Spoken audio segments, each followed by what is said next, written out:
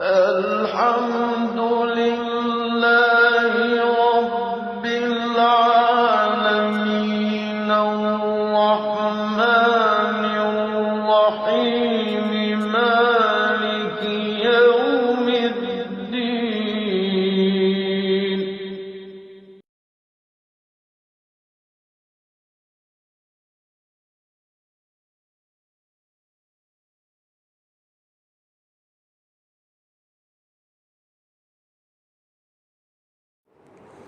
نحمده ونصلي على رسوله الكريم اما بعد فاعوذ بالله من الشيطان الرجيم بسم الله الرحمن الرحيم الحمد لله رب العالمين الرحمن الرحيم مالك يوم الدين إياك نعبد وإياك نستعين اهدنا الصراط المستقيم صراط الذين أنعمت عليهم غير المغضوب عليهم ولا الضالين آمين رب اشرح لي صدري ويسر لي أمري واحلل عقدة من لساني يفقهوا قولي اللهم ربنا ألهمنا رشدنا وأعذنا من شرور أنفسنا اللهم أرنا الحق حقا وارزقنا اتباعه وأرنا الباطل باطلا وارزقنا اجتنابه آمین یا رب العالمین۔ پچھلے جمعے میں ہم نے آیت بسم اللہ پر گفتگو کی تھی اور صرف اس تمہید کے ساتھ کہ یہ آیہ مبارکہ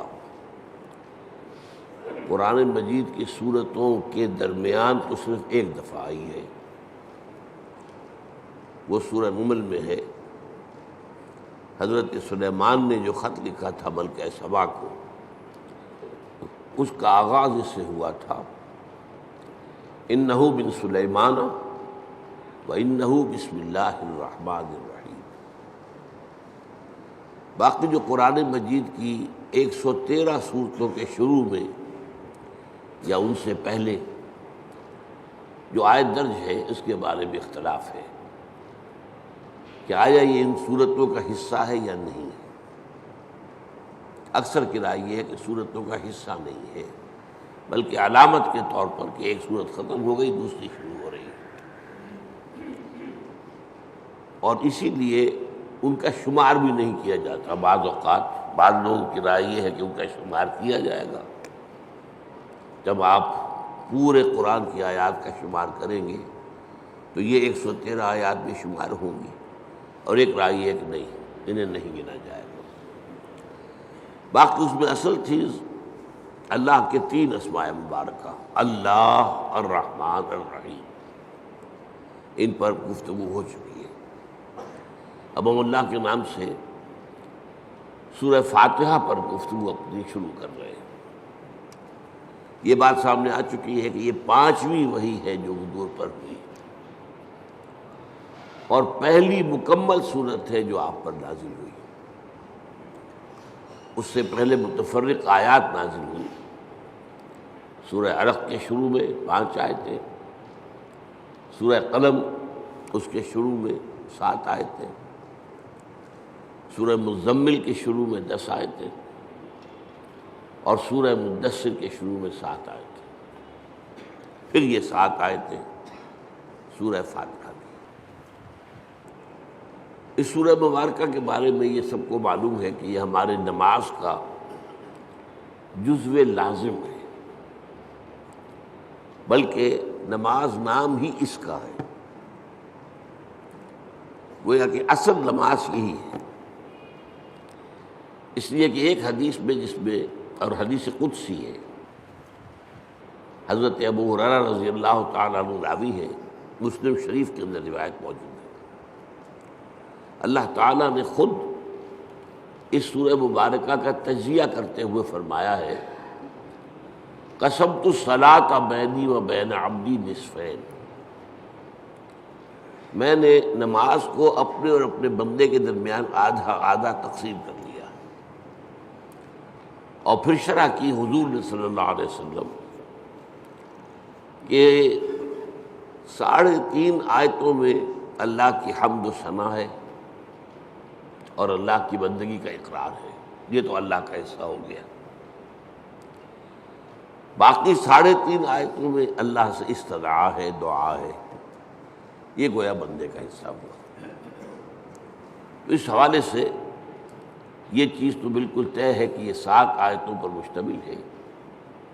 البتہ جو لوگ آیت بسم اللہ کو بھی شمار کرتے ہیں پھر یا تو وہ 8 بن جائیں گی، لیکن ساتھ رکھنے کے لیے پھر وہ آخری 2 آیتوں کو ایک کرتے ہیں، صراط الذین انعمت علیہم غیر المغضوب علیہم ولا الضالین، اس کو ایک آیت مانتے ہیں۔ اس لیے آپ نے دیکھا ہوگا قرآن مجید میں وہاں پھر وہ آیت کا گول نشان نہیں ہے، بلکہ وہ 5 کا حصہ لکھا ہوا ہے، یعنی گویا کہ یہاں کچھ اختلاف ہے۔ آج ہمیں اس کی پہلی آیت کے بارے میں بات کرنی ہے۔ الحمدللہ رب العالمین۔ سب سے پہلے ہمیں سمجھنا حمد کسے کہتے ہیں۔ حمد کا ترجمہ عام طور پر کیا جاتا تعریف، کل تعریف ہے اللہ کے لیے، یا تمام تعریف اللہ کے لیے، لیکن یہ ترجمہ اس اعتبار سے غلط ہے کہ تعریف کا لفظ بھی عربی کا ہے اور اس کے خاص معنی ہے۔ تعریف کے معنی ہوتا ہے کسی چیز کی پہچان کروانا، معرفت کروانا۔ ہم کسی سے کہتے ہیں آپ کی تعریف کیا ہے، کیا مطلب ہے؟ آپ اپنا نام بتائیے، یہ نام آپ کی پہچان ہے۔ آپ کی تعریف کیا ہے؟ اس کا مطلب یہ نہیں ہوتا کہ آپ اپنی حمد بیان کریں، اپنی ثنا بیان کریں، اپنے فضائل بیان کریں، اپنے اعلیٰ مقامات بیان کریں، بلکہ تعریف کا مطلب ہے پہچان کروانا، پہچان کرنا بھی نہیں۔ پہچان کرنے کے لیے تعارف کا لفظ آئے گا، تفاعل۔ جیسے تعلیم کے معنی کسی کو علم دینا اور تعلم کے معنی خود علم حاصل کرنا۔ تو تعریف اصل میں مناسب ترجمہ نہیں ہے، لیکن کیا کریں، اور اردو میں مستعمل یہی ہو گیا۔ دوسرا لفظ اس کے لیے جو بہت صحیح ہے وہ ثنا ہے، کل ثنا اللہ کے لیے۔ ثنا کے معنی کیا ہے؟ یہ تثنیہ آپ کہتے ہیں 2، ثنا کے معنی لپیٹنے کے لیے۔ کسی میں جو ہم نے خوبی دیکھی وہی ہم نے اس کے سامنے بیان کی، گویا کہ اس کی خوبی کو اس کی طرف لوٹا رہے ہیں، یہ ثنا ہے۔ کل ثنا اللہ کے لیے ہے، تو جو بھی خوبیاں ہیں جس کی کہ اس اعتبار سے اس کی طرف اس کو لوٹایا جائے تو یہ ثنا ہو جائے۔ اب تیسری بات سمجھیے، تعریف اور ثنا بھی اس کا اصل مفہوم نہیں ہے۔ اس کا بنیادی مفہوم شکر ہے، کل شکر اللہ کے لیے۔ آپ دیکھیں گے کہ حضور سے بھی اور قرآن میں بھی جو مقام شکر کا آتا ہے وہاں پر لفظ حمد آتا ہے۔ آپ کو بھوک لگی ہوئی تھی، نہ قحط بھی تھی، کھانا کھایا، توانائی ایک جسم میں محسوس ہوئی، آپ نے کیا دعا پڑھی؟ الحمدللہ الذی اطعمنی وسقانی وجعلنی من المسلمین۔ اب یہ مقام شکر ہے کہ ہمیں اس نے کھانا دیا ہے، شکر ہے۔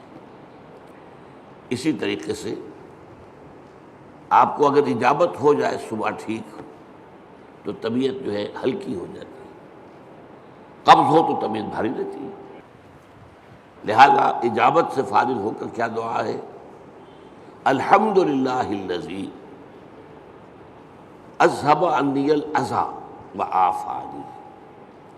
اس اللہ کا شکر ہے جس نے مجھ سے اذیت بخش ہے کو دور کر دیا، اذیت، اور مجھے عافیت بخشی۔ یہ آپ نے حکما کا قول سنا ہوگا کہ قبض جو ہے وہ 100 امراض کی بنیاد بن جاتا ہے۔ تو گویا کہ یہ جو فضلات ہیں ہمارے جسم سے ان کا نکل جانا، یہ ہمارے لیے ایک بڑی رحمت ہے، اس پر اللہ کا شکر ادا کیا جائے۔ تو جہاں کہیں بھی مقام آئے گا کہ شکر کا لفظ آئے، اب آپ کی آنکھ کھلی صبح،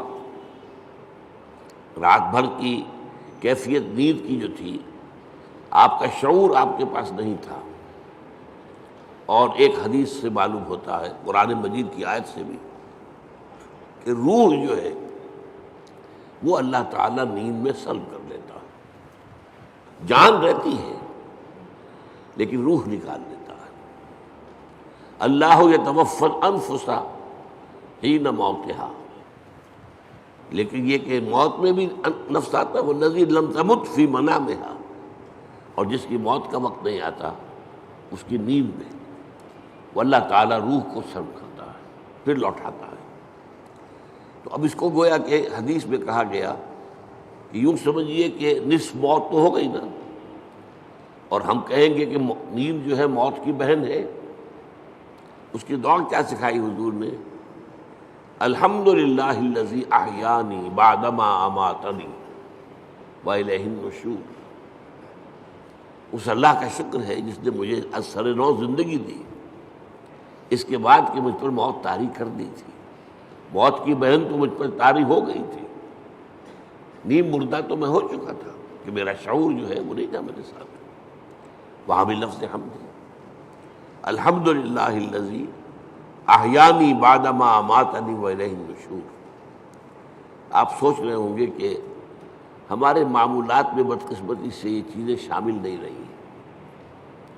یہ ذکر کی بہت عمدہ شکل ہے، جسے کہتے ہیں کہ حضور نے قرآن میں آیا الذین یذکرون اللہ قیاما وقعودا وعلی جنوبہم، وہ لوگ جو اللہ کو یاد کرتے ہیں کھڑے ہوئے، بیٹھے ہوئے، لیٹے ہوئے، ہر حال میں۔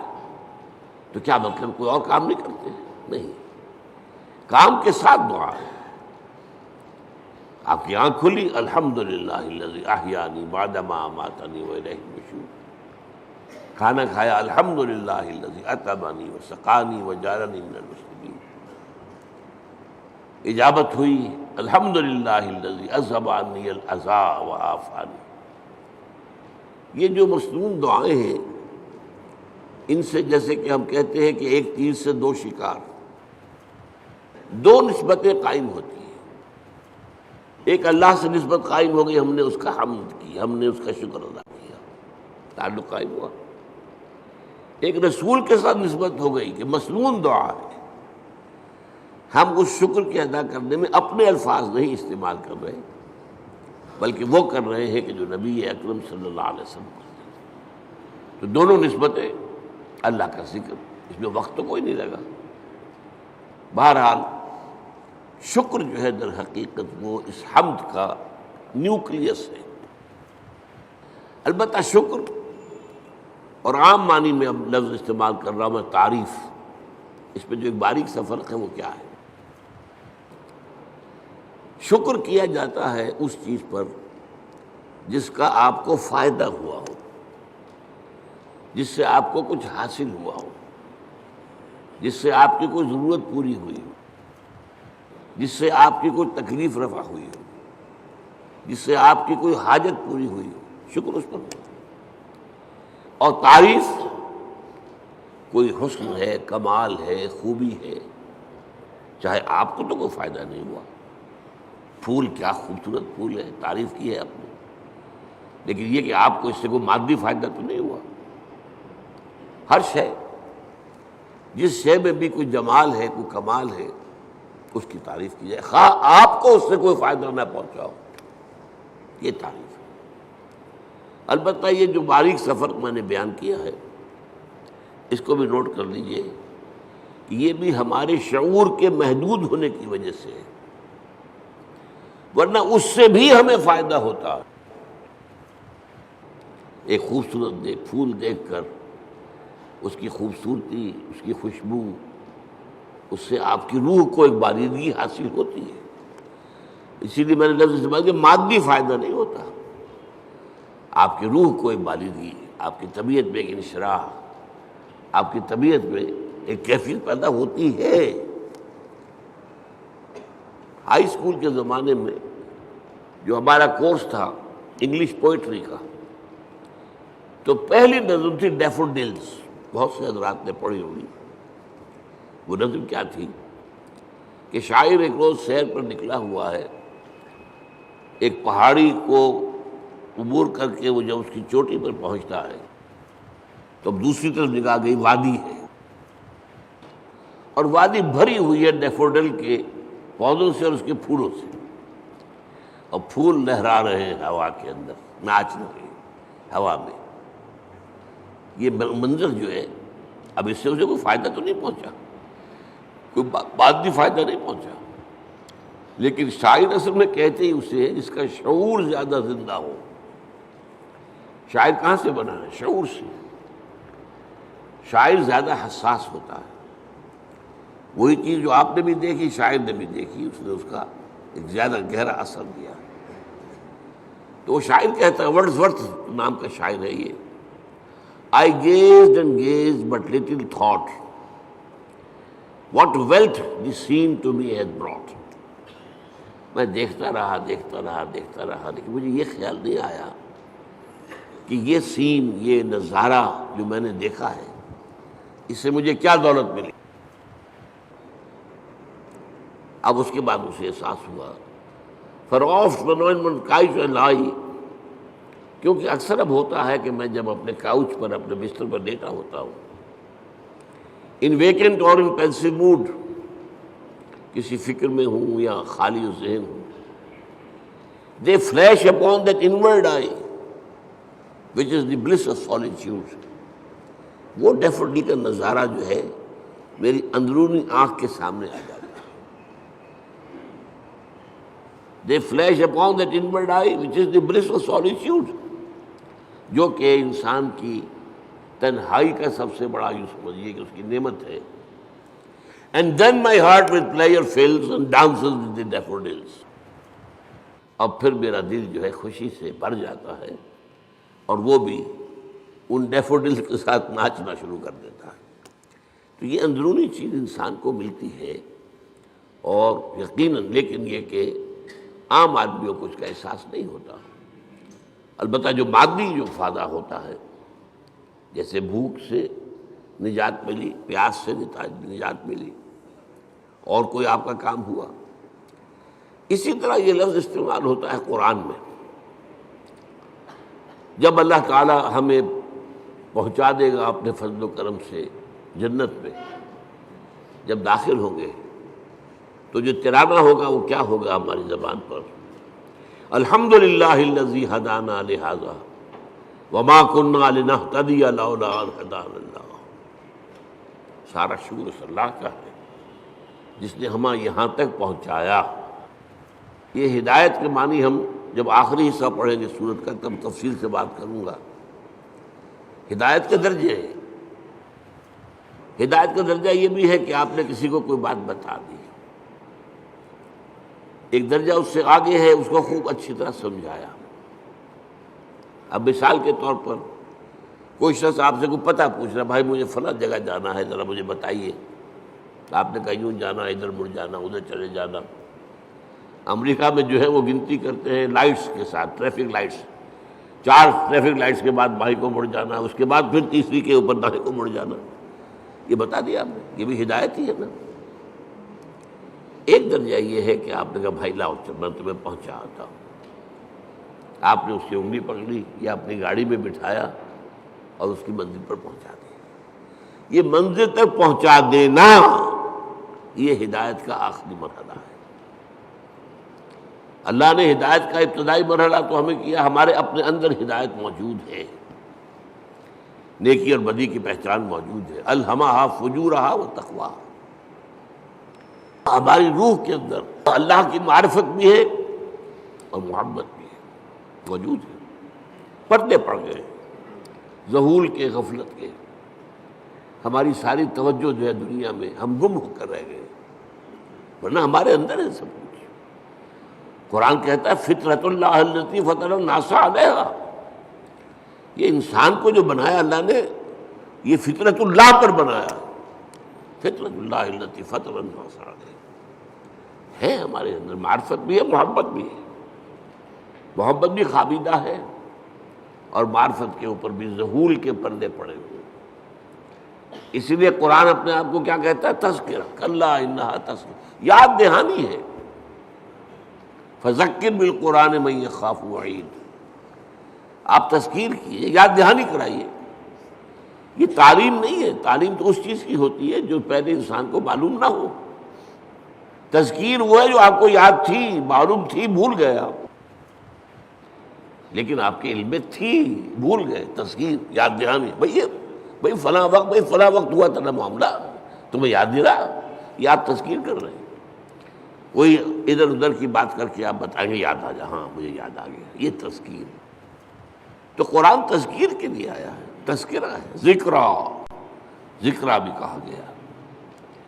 وَلَقَدْ يَسَّرْنَا الْقُرْآنَ لِلذِّكْرِ فَهَلْ مِن مُدَّكِرٍ، اس یاد دہانی کے، ورنہ تمہارے اندر موجود ہے، اللہ کی معرفت ہے، اللہ کی محبت ہے، نیکی اور بدی کا شعور ہے، یہ دے کر دنیا میں بھیجا ہے تمہیں۔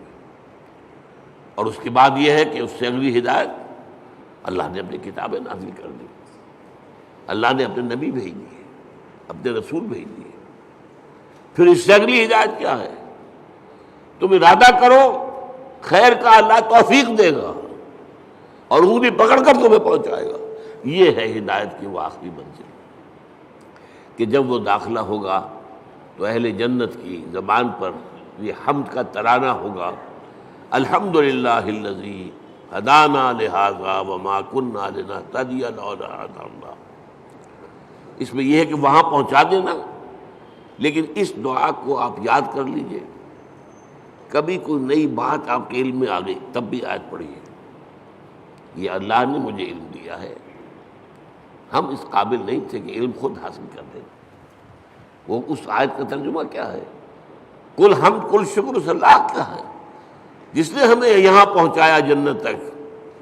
ہم پہنچنے والے نہیں تھے، ہم اپنے بل پر، اپنی سمجھ سے، اپنی کوشش سے پہنچنے والے نہیں تھے۔ وما کنا لنہتدی لولا ان ہدانا اللہ۔ اسی طرح آپ کو کسی مجلس میں کوئی آپ کو محسوس ہو کہ آپ کے دل کو کوئی روشنی ملی ہے، کوئی آپ کو ہدایت کا کوئی نقطہ ہاتھ آیا ہے، کوئی ہدایت کی طرف آپ کی کوئی توجہ ہوئی ہے، یہ دعا مانگیے، الحمدللہ الذی ہدانا لہذا وما کنا لنہتدی لولا ان ہدانا اللہ۔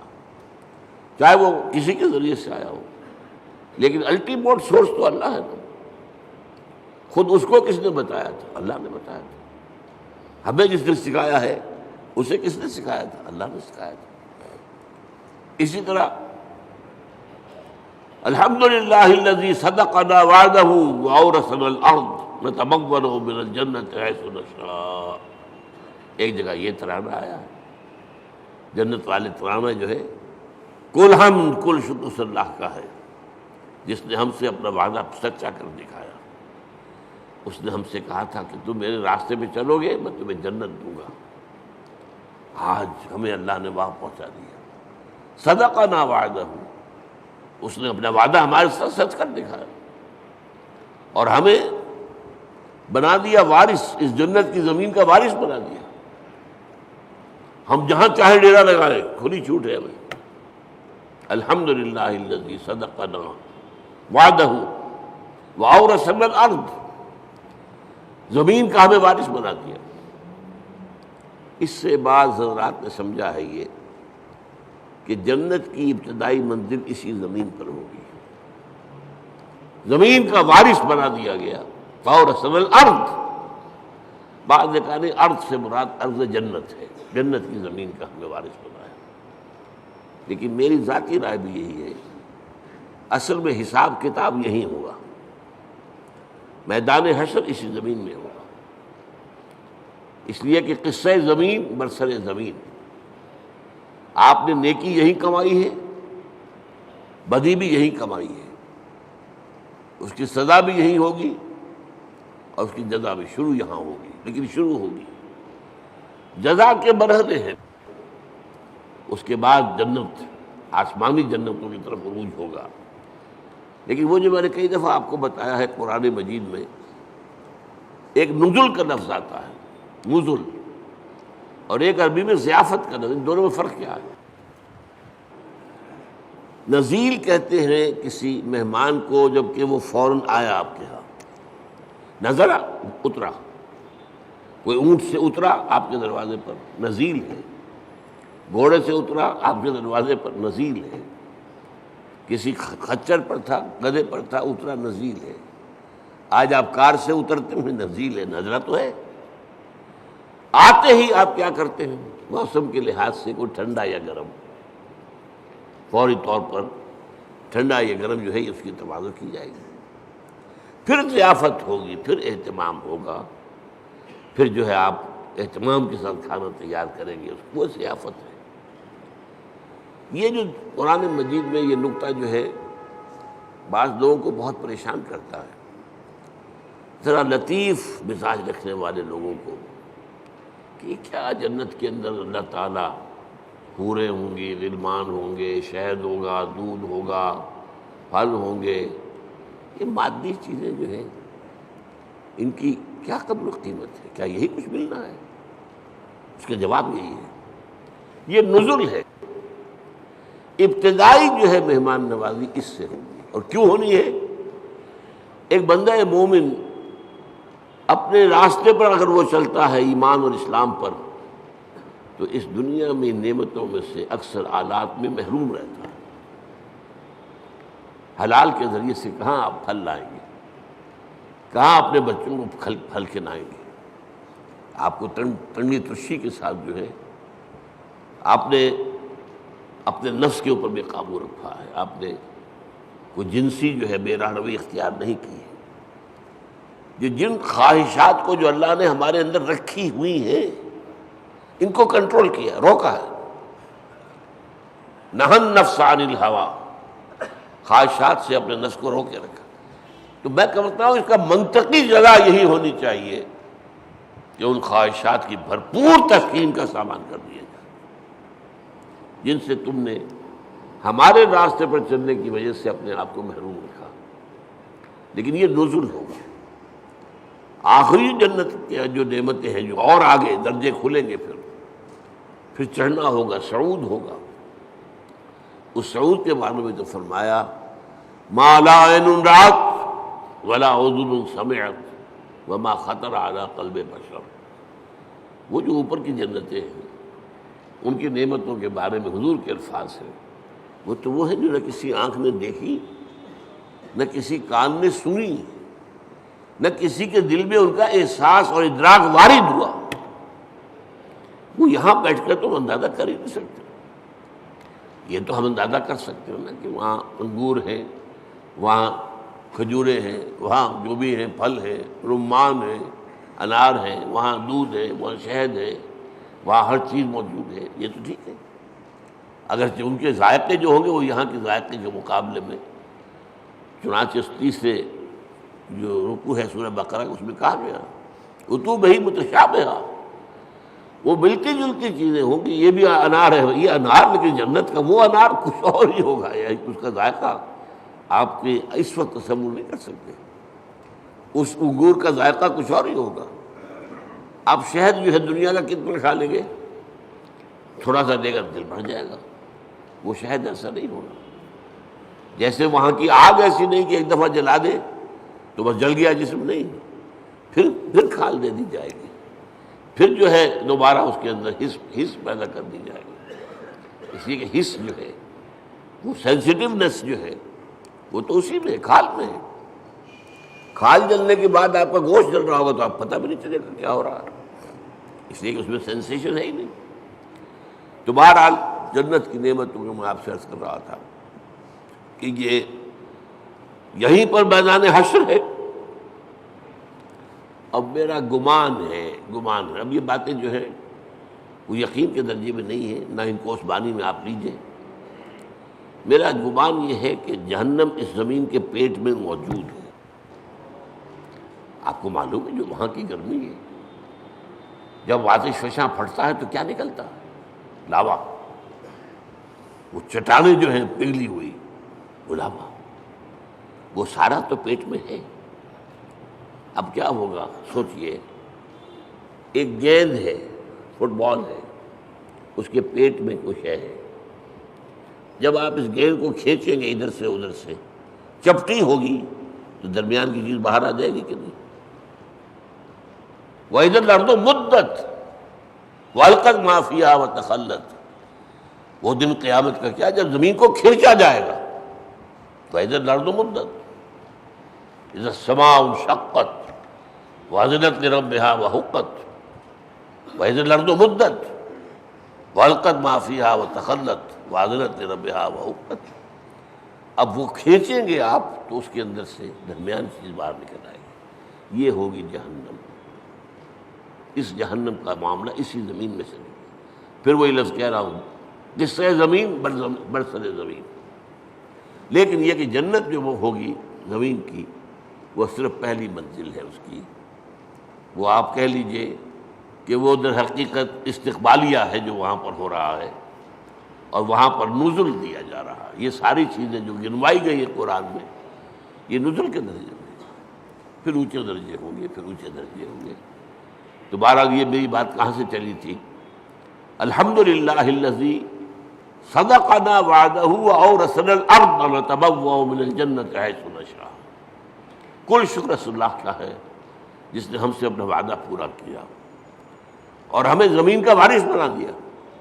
یہ زمین جو تھا کہ میں نے کہا اکثر کے نزدیک تو جنت ہے، جنت کی زمین جس کا وارث ہم بنیں گے، لیکن بعض کا خیال، میری رائے بھی یہی ہے، وہ یہی زمین ہے. اس لیے کہ آپ کو معلوم ہے سورہ فجر میں کیا فرمایا؟ وَجَاءَ رَبُّكَ وَالْمَلَكُ صَفًّا صَفًّا. جا ربک، آ جائے گا تمہارا رب. اللہ تو نزول فرمائے گا، میدان حشر میں آئے گا، یہی مقدمہ ہوگا، یہی عدالت لگے گی. جا ربک والملک صفا صفا، تمہارا رب بھی آ جائے گا اور پھر فرشتے ہوں گے صفیں باندھے ہوئے، قطار اندر قطار. یہ نزول ہوگا. وَيَحْمِلُ عَرْشَ رَبِّكَ فَوْقَهُمْ يَوْمَئِذٍ ثَمَانِيَةٌ. وہ جب اللہ تعالیٰ اپنے اس عرش سے اتر کے اس زمین تک آئے گا، اب وہ کیا کیفیت ہوگی، آپ اس کے لیے کچھ نقشہ ذہن میں، کوئی مادی کوئی وجود اللہ کا نہ سمجھیے، لیکن کوئی کیفیت ہے جس کا نام، جس کو ان الفاظ سے تعبیر کیا گیا ہے. اب الفاظ ہے تو کسی درجے میں مناسبت ہوگی. وہ حقیقت تو اس وقت کھلے گی، جیسا کہ میں نے کہا جنت کی نعمت ہوگی، حقیقت اس وقت کھلے گی. ما لا عین رأت ولا اذن سمعت وما خطر علی قلب بشر.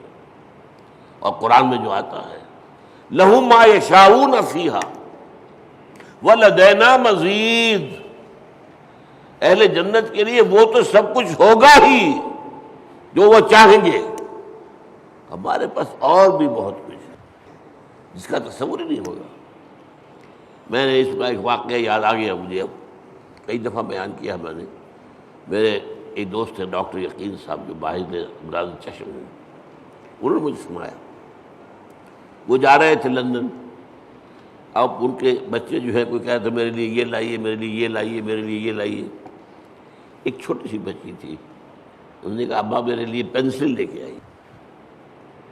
اب وہ لندن سے پینسل منگوا رہی ہے، اس کا ذہن اس سے آگے ہے ہی نہیں. وہ لڑتی ہوئی اپنے بڑے بہن بھائیوں سے، وہ اس کو چھینتی ہوگی، مجھے دو میں کچھ لکھوں یا لکیریں کھینچوں کہیں، اور وہ بڑے بہن بھائی اس کو چھینتے ہوں گے اس سے. تو اس کے لیے تو بہت بڑی نعمت تھی پینسل، تو ابا میرے لیے پینسل لے کے. تو ہم کہاں تک تصور کریں گے؟ ہمارا ذہن بہت چھوٹا ہے. لہم ما یشاؤون فیہا، وہاں وہ تو سب کچھ ہے ہی ہے جس کا کہ ان کے اندر تمنا ہے، آرزو ہے، خواہش ہے، جس کی سمجھ ہے، جس کا ادراک ہے، جس کا شعور ہے. وَلَدَيْنَا مَزِيدٌ، ہمارے پاس اور بہت کچھ ہے. اور یہاں وہ جوڑ لیجئے ما لا عین رأت ولا اذن سمعت وما خطر علی قلب بشر. تو یہ اصل میں حمد ہے، شکر. الحمدللہ، یہاں الف لام جو لگ گیا ہے، اور اسے اصل میں کہا جاتا ہے لام، صرف الف لام، الف لام نہیں کہتے، لام، لام تعریف. الف جو ہے یہ حمزۃ الوصل کہلاتا ہے، کیونکہ کوئی لفظ جو ہے وہ ساکن لفظ سے شروع نہیں ہو سکتا. اب اسٹیشن، تو کیا کہیں گے، سٹیشن ہو جائے گا عام طور پر. یا یو پی وغیرہ میں کیا روایت تھا، اسٹیشن، وہ اس کے ساتھ الف لگا لیتے تھے. سکول، سکول، سین ساکن ہے، کیسے بولے اس کو، کوئی زبر لگے گا یا وہ اسکول اسٹیشن. تو ہمارے ہاں کالج میں چڑھاتے تھے لوگ ایک دوسروں کو جو یو پی سے آئے تھے، ان سے کہا آج تم اسکول کہتے ہو، تم اسٹیشن کہتے ہو، اور وہ کہتے تم اسٹیشن کہتے ہو، تم سکول کہتے ہو. تو یہ ہے، تو یہ حمزۃ الوصل کہلاتا ہے، جوڑنے کے لیے. ورنہ صرف لام ہے، لام تعریف. یہ لام بہت سی قسموں کا ہے. ایک تو کسی شے کو نکرہ سے معرفہ بنا دینا. العلم، علم نکرہ ہے، وہی علم. العلم معین علم، خاص علم یا مکمل علم یا حقیقی علم. ال سے وہ نکرہ سے معرفہ بن گیا. ایک ال کا معنی یہ لام جو ہے حصر ہوتا ہے. الانسان، کل کے کل انسان. الانسان کا مطلب یہ ہوا یا تو وہ جو معرفہ بنایا تو یا تو ہوگا کوئی معین انسان اور یا کل انسان. والعصر ان الانسان لفی خسر، زمانے کی قسم ہے تمام انسان خسارے میں ہیں، گھاٹے میں. تو الف لام، لیکن لام کہنا چاہیے یہاں کل کے معنی میں. کل تعریف اللہ کے لیے، کل ثنا اس کے لیے، کل شکر اس کا. اب آپ نے سوچا اس سے کس چیز کی جڑ کٹ گئی؟ شرک کی جڑ کٹ گئی. دنیا کن چیزوں کو اللہ کے ساتھ جمع کرتی ہے جن سے انہیں کوئی فائدہ پہنچتا؟ سورج دیوتا ہاتھ جوڑ کے کھڑے ہوئے، انہیں پتہ ہے اسی کی تمازت سے ہماری فصلیں پکتی ہیں، ہمیں معلوم ہے اسی سے ہوائیں چلتی ہیں، وہ ہوائیں بارش لے کے آتی ہیں. گویا کہ اس حیات عرضی، اس زمین پہ جو حیات ہے وہ کل کی کل صورت کی ممنون احسان ہے. لہذا ہاتھ جوڑ دیا، سجدہ کر دیا، سجدہ.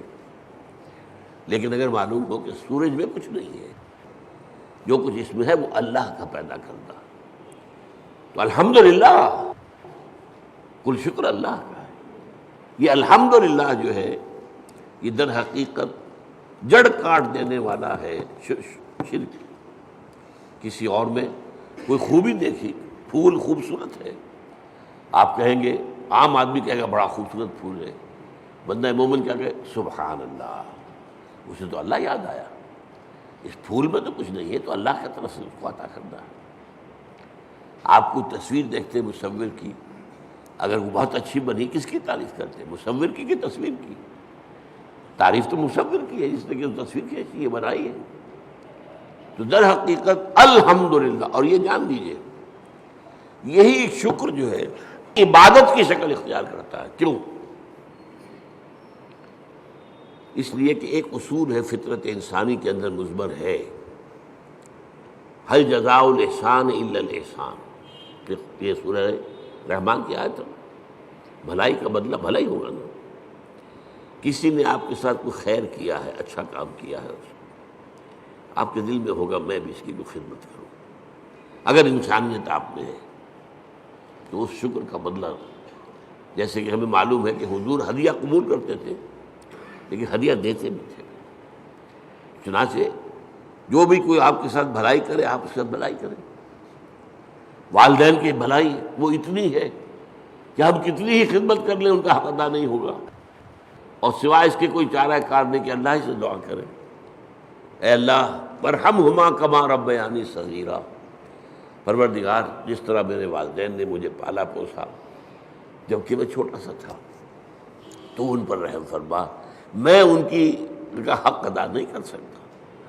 بس البتہ یہ کہ انسان مقدور بر تو کرتا ہے، سلیم الفطرت انسان ہو، فطرت کج نہ ہو گئی ہو، پرورٹڈ نہ ہو، تو والدین کی خدمت، بوڑھے والدین کو. آپ کو معلوم ہے صرف 2 چیزیں ہیں جن کے بارے میں کہا گیا ان کو دیکھنا بھی عبادت ہے. محبت اور تعظیم کی نگاہ سے کعبے کو دیکھنا عبادت.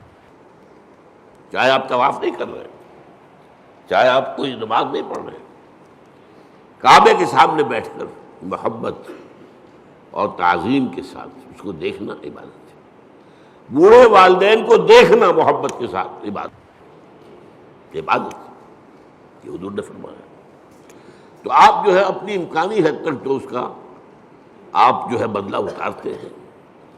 انہوں نے پالا پوسا جبکہ میں چھوٹا سا تھا، میری ضروریات پوری کی، اب یہ بوڑھے ہیں، یہ محتاج ہیں، اب ان کی ضرورتیں میں پوری کروں گا۔ اگرچہ جیسا کہ میں نے کہا کہ حق ادا نہیں ہو سکتا، لیکن اب آپ سورج کا کیا حق ادا کریں گے؟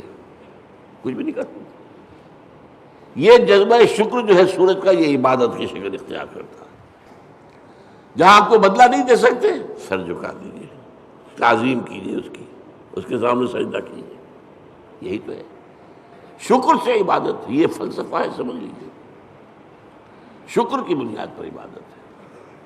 اسی لیے تو جس کو کہا حضور نے، اور میں نے ابھی حدیث آپ کو سنائی تھی، حدیث قدسی، الصلاۃ، جو اصل دعا ہے اس کی پہلی آیت ہی ہے الحمدللہ رب العالمین۔ قرآن کی پہلی آیت، پہلا لفظ کیا ہے قرآن کا؟ اگر آیت بسم اللہ اس میں شمار نہ کی جائے، جیسا کہ میں نے کہا کہ غالب رائے یہی ہے کہ وہ اس کا حصہ نہیں ہے، تو پہلا لفظ قرآن کا کیا؟ الحمد۔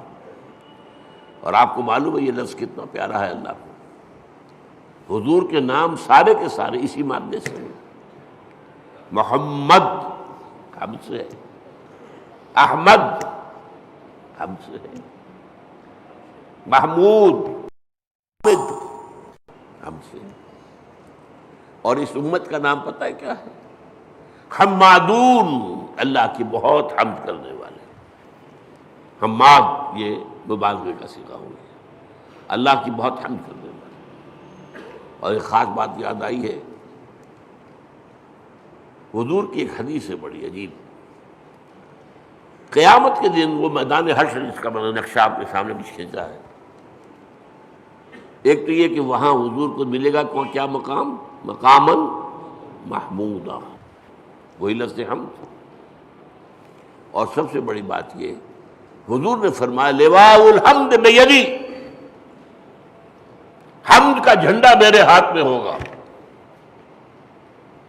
اور اس دن میں اللہ کی وہ حمد کروں گا جو آج نہیں کر سکتا۔ اس نقطے کو سمجھنا ہوگا، غور کرنا ہوگا۔ ہر شے کی حمد اس کے ادراک اور شعور کے مطابق ہی ہو۔ کسی نے آپ کے ہاتھ پر ہیرا رکھا، آپ نے سمجھا شیشے کا ٹکڑا ہے، تو کیا شکر کریں گے آپ؟ اگر معلوم ہو یہ ہیرا ہے تو شکر جو ہے اس کے متناسب شکر آپ کے قلب میں پیدا ہوگا۔ معرفت جو اس وقت ہوگی وہ آج نہیں ہے، پردے اٹھ چکے ہوں گے۔ آج چاہے اب بھی حضور کی معرفت ظاہر بات ہے کہ تمام انسانوں میں، مخلوقات میں سے بڑھ کر ہے، لیکن یہ کہ وہاں جب بے پردہ ہوگا معاملہ، تو فرمایا کہ وہ جو حمد میں اس میں بیان کروں گا وہ آج نہیں کر سکتا۔ تو یہ الحمدللہ، اللہ پر ہم گفتگو کر چکے ہیں۔ کل حمد کل شکر اللہ کے لیے، لہذا تعریف اسی کے لیے ہوگی، ثنا اسی کی ہوگی، شکر اسی کا ہوگا، عبادت اسی کی ہوگی۔ الحمدللہ رب العالمین۔ رب، اب رب کسے کہتے ہیں؟ رب کے معنی ہے مالک، اور کسی چیز کو پروان چڑھانے والا، اس کا خاص تعلق ہے۔ جو مالک ہوگا کھیتی کا وہ اسے پروان چڑھائے گا، بڑھائے گا۔ رب المال، سرمایہ والا، وہ سرمایہ کو بڑھانے کی فکر کرے گا۔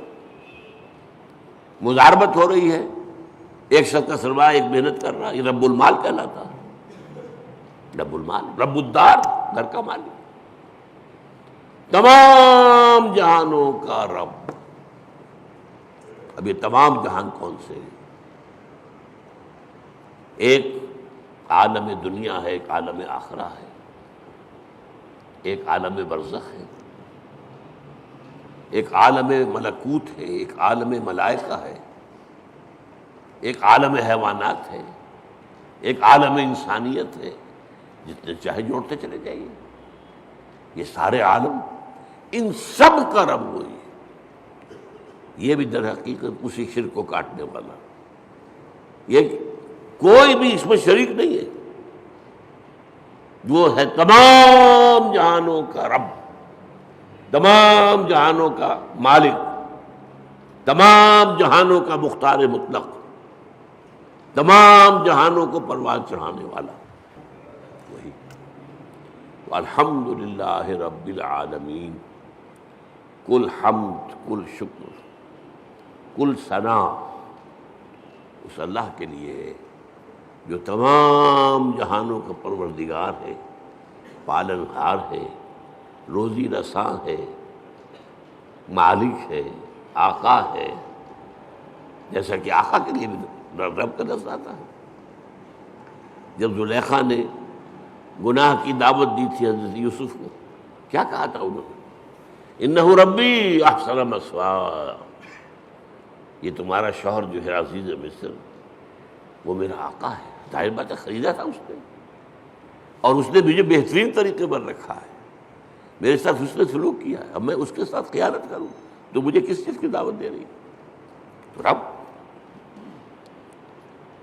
تو اسی طریقے سے حضرت یوسف کے پاس جب ایلچی پہنچا تھا جیل میں، تو کہا گیا جہاں اپنے رب کے پاس، میں نہیں جاؤں گا اس کے پاس جب تک کہ وہ معاملہ طے نہ ہو جائے جو مجھے بدنام کیا گیا تھا اور بدنام کر کے جیل میں پہنچایا گیا تھا۔ واقعی میں داغدار تھا یا نہیں؟ ارجع الی ربک، لوٹ جاؤ اپنے رب، بادشاہ کو رب کہا گیا۔ تو رب جو ہے مالک کسی شے کا، رب البیت، رب المال، تو تمام جہانوں کا مالک اور آقا، تمام جہانوں کا پروردگار و پالنہار اللہ ہے۔ بس آج اسی ایک آیت پر گفتگو ہوئی ہے، اگلی آیت تو ہم پڑھ چکے ہیں الرحمن الرحیم، تو اس سے اگلی آیت تیسری جو ہے اس پر انشاءاللہ اگلے جمعے میں، میری طبیعت تو خیر اچھی نہیں چل رہی ہے، میں وعدہ کیے ہوئے ہوں ایک جگہ پر مجھے جمعہ پڑھانا ہے، حویلی لکھا، وہاں ہمارے ایک ساتھی نے مسجد بنائی ہے، تعمیر کی ہے، وہ چاہتے ہیں کہ وہاں جمعہ پہلا میں پڑھاؤں، میں نے وعدہ کر لیا تھا، تو اگر جیسا اس وقت ہوں ایسا بھی ہوا تو انشاءاللہ جاؤں گا، تو پھر شاید اگلے جمعے میں آپ سے یہاں ملاقات نہ ہو، تو اس سے اگلے جمعے میں اب مالک یوم الدین پر گفتگو ہوگی۔ اقول قولی ھذا واستغفر اللہ لی ولکم ولسائر المسلمین والمسلمات۔